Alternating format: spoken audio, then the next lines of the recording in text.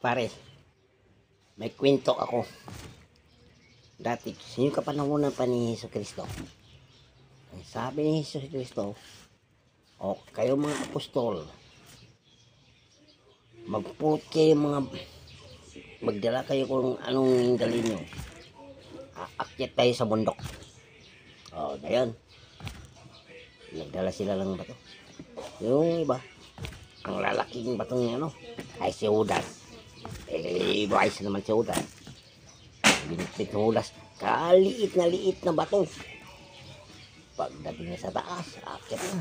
Pagod na sila. Sabi ni Jesus, manghinga muna tayo. Ayun na napahinga na sila, pare.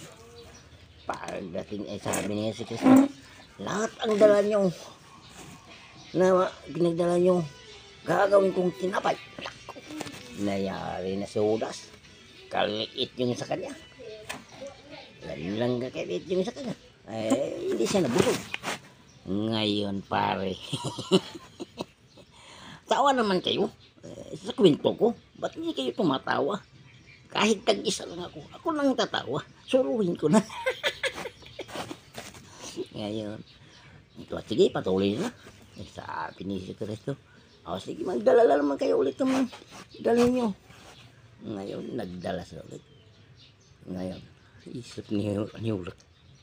Ngayon, malaki na naman dalhin niya. Yung bato, malaki sa kamaliit. Ngayon, yung mga iba, sakto ang dala nila. Akit na naman sila. Pagdating sa taas, lalakad na, pagod na naman. Sige, mga naman tayo sa amin. Pag na, nagsabi na Jesus Kristo. Sabi ngayon, siyempre si Judas na, hinintay niya kasi para ma-surprise. Tawa na naman kayo. Susuluhin ko na naman ang tawa eh. Tawa na naman kayo pare. Ngayon, sabi ni si Kristo, lahat na yung dinadala nyo, gagawin kong itlog nyo. Nagulat si Judas. Atay.